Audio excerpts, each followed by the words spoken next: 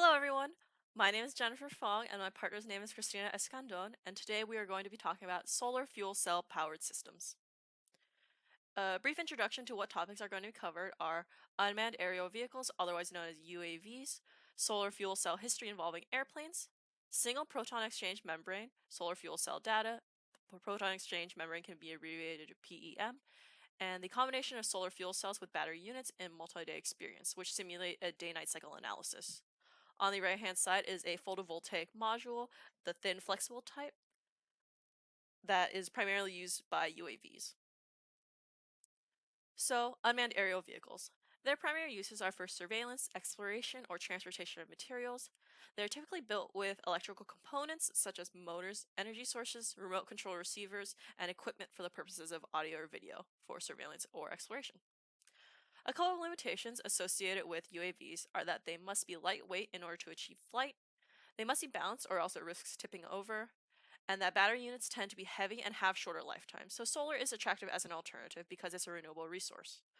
On the right-hand side is the Alice drone from Quantum Multibody Dynamics, Autonomy and Robotics by Dr. Farbod Koshnod. So, in regards to the solar fuel cell history with airplanes, the first use of solar-powered airplane was in 1974. It was built by Roland Boucher as part of Astroflight.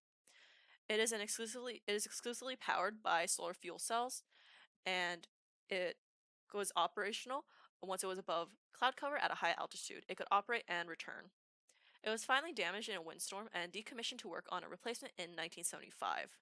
This was more of a proof of concept build that solar is viable at high altitudes and that solar is viable for airplanes.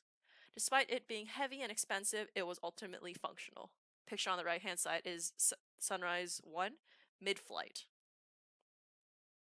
In regards to data, we have the power voltage relationship from a singular proton exchange membrane PEM cell modeled with cadence spice program. As you can see, power is linearly proportional to voltage and steadily increases until it reaches the maximum power point, in which it then steeply drops off. This loss of power is due to overcharge and ends up damaging the PEM cell, which lowers efficiency in the long run. This means that it's possible to lose power if this voltage across the solar cell ends up being too high. This was done by Christina in her solar and fuel cell circuit modeling, analysis, and integration with power conversion circuits for distributed generation. On the next slide is the current voltage relationship simulated by Krishnamurthy as well, shows that there is an inversely proportional relationship between current and voltage. ISC stands for the short circuit current and VOC stands for the open circuit voltage, and it shows that the highest current is generated when there's no voltage difference across the cell.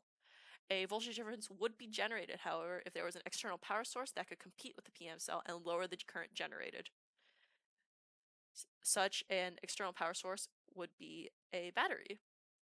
As shown by this combination of solar fuel cells and battery units, one of the major limitations of solar over the course of this multi-day study is that very low power is generated at night. This is when a battery unit would be useful to supplement the power system instead of competing with the solar cells. On the graph to the right-hand side, the red line shows the power generated by the solar module, the green line shows the battery power from discharging, and the purple line shows the base requirement for the UAV to operate. As you can see, there are 2 points during sunrise of the day 2 and sunrise of day 3, which show that the power needs are actually not met. You can find this by adding the amplitudes of the solar power and the battery power curves to show that their total power combination is under the required power. This study was done by Rajendran and Smith. So there are a couple of drawbacks in regards to solar fuel cells, one of which is weight. The total weight of the solar fuel cells must be less than a battery unit that provides the same amount of power, or else a battery unit would be preferable. In regards to weather, there is cloud cover, which means that the solar fuel cells will not receive direct solar radiation, which means that the maximum power generation will just not be achieved. Wind is also a factor to take into consideration because it affects flight patterns, and the motors have to compensate in order to keep the UAV from losing balance, which draws a higher current, which means that there is higher power requirement for the drone. Location is another factor to take into consideration. For example, latitude affects the amount of sunlight for a given region.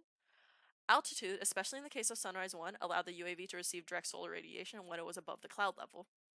and temperature, because solar fuel cells work optimally at 26 to 146 degrees Celsius. That limits the regions around the world for which the experimentation would be optimal for using a solar fuel cell for a UAV.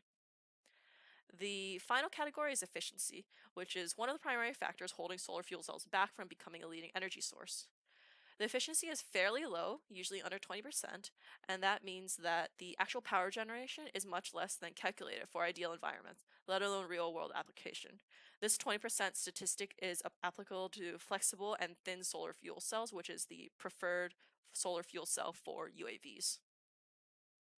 So, in conclusion, the use of solar fuel cells is not only possible, but likely the next major advancement for power systems for UAVs. At this point in time, battery units are recommended for suboptimal conditions as insurance to make sure that the drone's needs are met, especially if it's a multi day study. So, fewer solar fuel cells are required if the efficiency increases, so that means that the most realistic next step for research would be to find ways to increase efficiency. Picture to the right is the Helios UAV, developed by NASA as the final installment for their series of solar fuel cell powered UAVs. This shows the potential for solar fuel cell powered UAVs to become one of the predominant power sources for UAVs. These are our references, and thank you so much for joining us.